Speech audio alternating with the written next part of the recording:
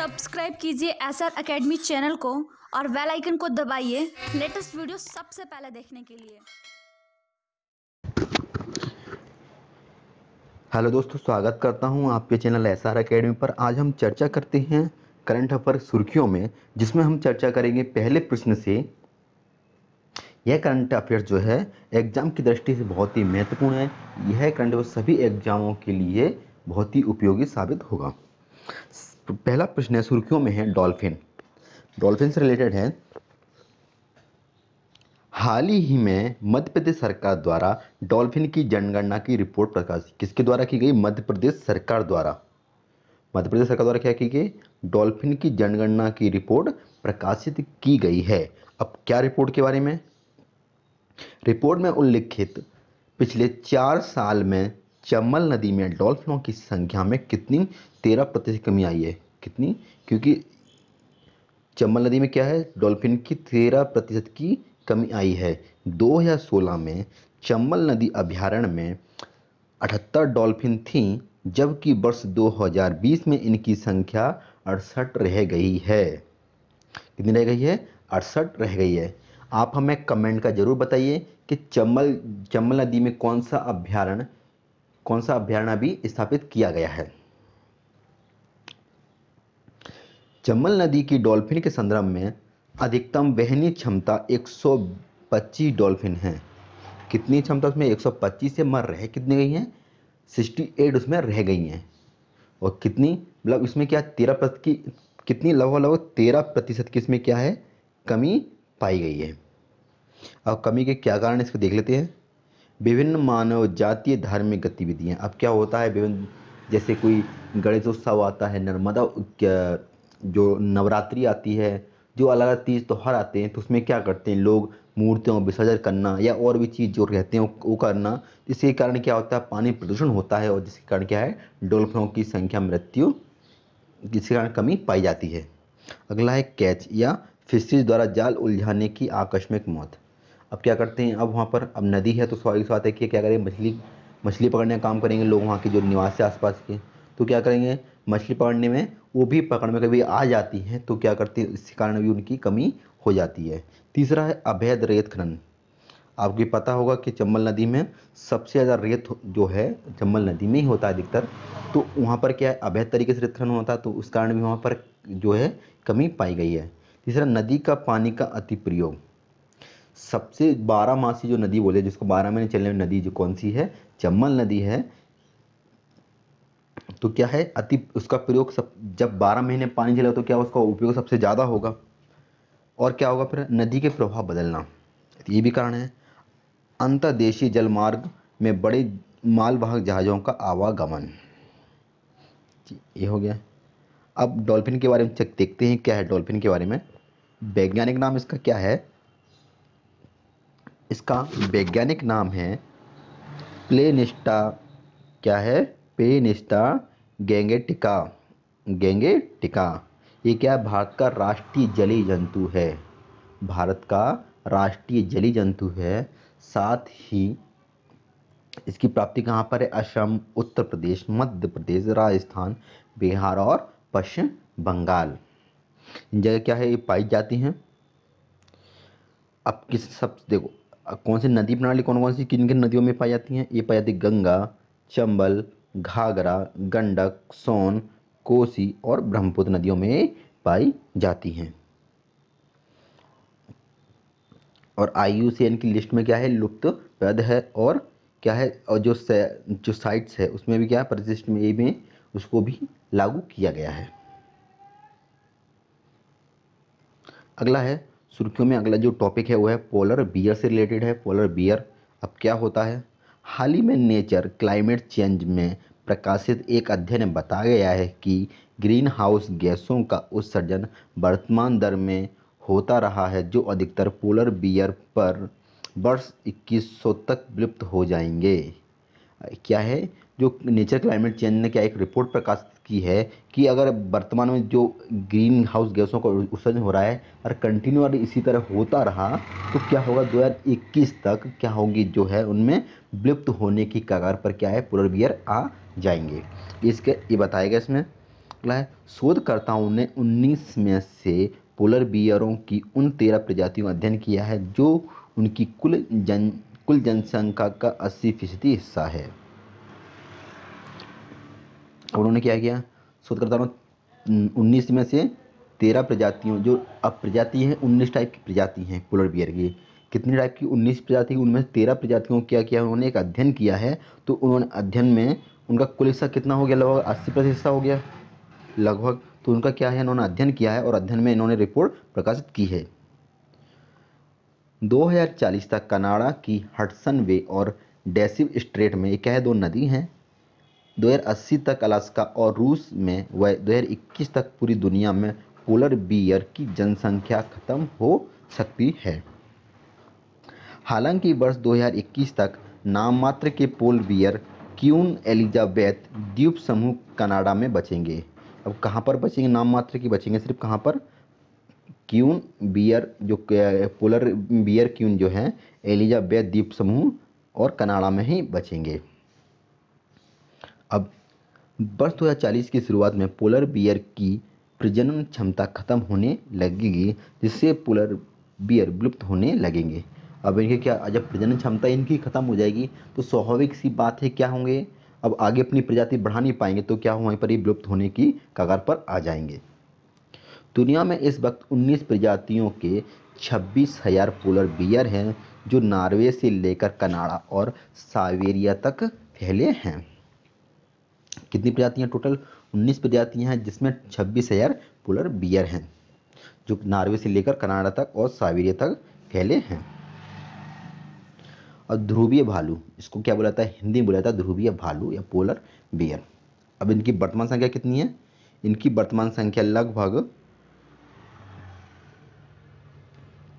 26,000 लगभग जनसंख्या है। निवास इनका है अंटार्कटिक महासागर के आसपास, और खतरा है पिघलती बर्फ और ग्लोबल वार्मिंग। क्या होगा, अब ये क्या रहते हैं, ये क्या ठंडे स्थानों पर रहते हैं। ठंडे स्थानों पर क्या रहेगा, वहाँ पर बर्फ पिघलेगी तो इनकी क्या हो, इनकी प्रजाति पर खतरा पड़ेगा। और दूसरा हो ग्लोबल वार्मिंग, और ग्रीन हाउस गैसों का प्रभाव उससे अधिक होगा, तो उस कारण भी इसका इफेक्ट ज़्यादा पड़ेगा।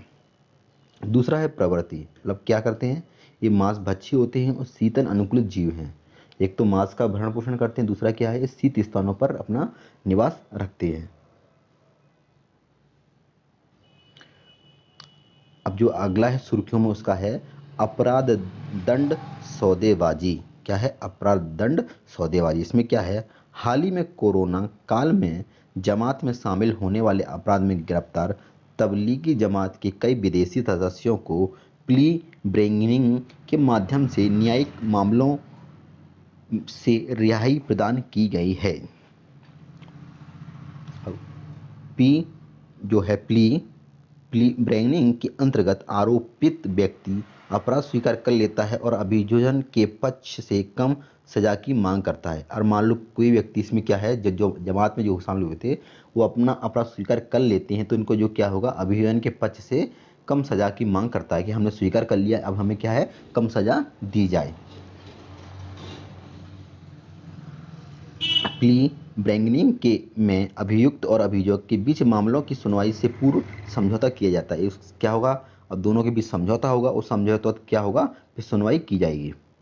अपराध दंड सौदेबाजी, इसका अब क्या है, स्थापित कैसे हुआ था, सीआरपीसी में वर्ष 2006 में संशोधन करके इसे लागू किया गया था। क्या है, इसको उसमें लागू किया था, किसमें, सीआरपीसी में लागू किया गया था। इसके लिए सीआरपीसी के माध्यम से धारा अध्याय किसमें, धारा 21A में, किसमें, 21A की धारा में, अध्याय किसमें, 21A की धारा में 265A से लेकर 265L तक संशोधन किया गया। इसमें क्या है, अब इसमें संशोधन किया गया है। अब लागू किस पे होगा, ये तो स्थापित हो गया, अब लागू किस पे होगा, कोई आरोपी व्यक्ति जिसने मृत्युदंड, आजीवन कारावास अथवा 7 साल से अधिक सजा प्रदान किए जाने का अपराध नहीं किए हों, इन पे लागू होगी। इसके लाभ क्या होंगे, इसमें लाभ एक तो इस पे क्या होगी, शीघ्र सुनवाई हो जाएगी। आपने कोई अपराध किया है, आप जैसे किसी ने अपराध किया है इस कानून के तहत, तो उस पर क्या शीघ्र सुनवाई होगी। और दूसरा होगा, मामलों के परिणाम और अनिश्चितता समाप्त होगी और केस की लागत से मुक्ति मिल जाएगी। क्यों, स्वाभाविक सी बात है, अगर शीघ्र सुनवाई होगी तो क्या होगा, केस जल्दी मुक्ति मिल जाएगी। जो अगला टॉपिक है वो है गुलबेकियन पुरस्कार। गुलबेकियन पुरस्कार जो है ये क्या है, ये किसमें दिया जाता है, ये दिया जाता है पर्यावरण एक्टिविस्ट ग्रेटा थर्नबर्ग को गुलबेकियन पुरस्कार से सम्मानित किया गया। अब यह सम्मान उनके द्वारा मानवता व पर्यावरण संरक्षण के लिए किए गए कार्य के लिए दिया गया है। किसके लिए दिया गया है, एक तो उन जो पर्यावरण संरक्षण के लिए दिया गया है और उनकी मानवता के लिए यह पुरस्कार दिया गया है। अब ग्रेटा थनबर्ग को पुरस्कार स्वरूप 1 मिलियन यूरो की पुरस्कार राशि प्रदान की गई है। आप हमें कमेंट का जरूर बताइए कि जो यूरो है वो कहाँ की राशि है, जो मिलियन है वो कहाँ की राशि है। हालांकि ग्रेटा ने यह राशि क्या है, पर्यावरण और जलवायु परिवर्तन पर केंद्रित संगठनों को दान करने का निर्णय लिया है। जो उनको राशि मिली थी 1 मिलियन यूरो की, उसमें राशि को क्या किया है, ग्रेटा ने यह राशि क्या है, पर्यावरण और जलवायु परिवर्तन पर केंद्रित संगठनों को दान करने का निर्णय लिया है। साथ ही यह क्या है, अब गुलबेकियन पुरस्कार क्या होता है, इसकी स्थापना कब हुई थी, इसकी स्थापना हुई थी 1976 में इसकी स्थापना हुई थी। और संस्थान इसको देता कौन, इसको देता है कैलू स्टे गुलबेकियन फाउंडेशन। कैलू स्टे गुलेन बेकियन फाउंडेशन इसको क्या देता है, इसको संस्थान नहीं देता है। और प्रदान कब होता है, प्रति वर्ष दिया जाता है। और इसका विवरण समारोह कहाँ, पुर्तगाल में, कहाँ हुआ, पुर्तगाल में। अब ग्रेटा थनबर्ग के बारे में देखते हैं क्या है, ये स्वीडिश पर्यावरण कार्यकर्ता हैं। क्या कहाँ के हैं, ये स्वीडिश के हैं और क्या है, पर्यावरण कार्यकर्ता हैं। इनका कार्य क्या है, इनका कार्य जो है जलवायु परिवर्तन के कारण अस्तित्वगत मानवता संकट से लोगों को अवगत कराना। ये क्या कार्य करेगा, जो जलवायु परिवर्तन के कारण जो अस्तित्वगत जो मानवता संकट में आ रहा है, जो मानव है उसका अस्तित्व संकट में आ रहा है, तो लोगों को अवगत कराना। और जो अगला इनका कार्य जो है ये है, ग्रेटा थनबर्ग को time person of the year 2019 भी चुना गया है। लोग क्या चुना गया है, Greta Thunberg time person of year 2019 भी चुना गया है। अगला जो है सुर्खियों में अगला जो टॉपिक है वो है anti tank guided missile Dhruvastra. Anti tank guided missile Dhruvastra ये है, इसका देखते हैं। हाल ही में उड़ीसा में एकीकृत परीक्षण रेंज से मिसाइल ध्रुवास्त्र का सफल फ्लाइट ट्रायल किया गया है। क्या किया गया, इसका ट्रायल परीक्षण किया गया है। यह missile 3rd generation anti tank guided missile का प्रोटोटाइप है। यह मिसाइल क्या है, 3rd generation anti tank guided missile का प्रोटोटाइप है। ध्रुवास्त्र मिसाइल का डायरेक्ट मोड और अटैच मोड्स में भी सफल परीक्षण किया गया है। और ध्रुवास्त्र मिसाइल क्या है, इसके बारे में देखते हैं। यह क्या है, एक एंटी टैंक गाइडेड मिसाइल है। क्या है, एंटी टैंक गाइडेड मिसाइल है। इसकी मारक क्षमता 5 से 7 किलोमीटर है। कितनी, 4 से 7 किलोमीटर की क्षमता है इसकी है। और इसको विकसित किसने किया है, इसको विकसित किया है DRDO ने। इसका DRDO फुल फॉर्म होता है defence research and development organisation. इसका अब जो इस मिसाइल जो है ये ध्रुवास्त्र मिसाइल, इसका नाम क्या है, इसका पूरा नाम था नाग। क्या नाम है इसका, नाग। अब यह मिसाइल सभी मौसमों में दिन और रात के समय सक्षम है। मतलब कौन सा मौसम हो, सर्दी हो, बरसात हो, गर्मी हो, किसी मौसम में क्या है, सक्षम है, दिन हो रात है। पारंपरिक कवच के साथ साथ विस्फोटक प्रतिक्रियाशील कवच के साथ युद्धक टैंकों को नष्ट कर सकती है। एक तो क्या कर सकती है, जो विस्फोटक जो होते हैं उनको क्या कर सकती है, उनको नष्ट कर सकती है। और साथ जो टैंक होते हैं उनको भी नष्ट करने की क्षमता ये रखता है। ठीक इसी के साथ ये सुर्खियों में करंट अफेयर समाप्त करता हूँ। इसको ज़्यादा से ज़्यादा शेयर करें, सब्सक्राइब करें। जय हिंद, जय भारत।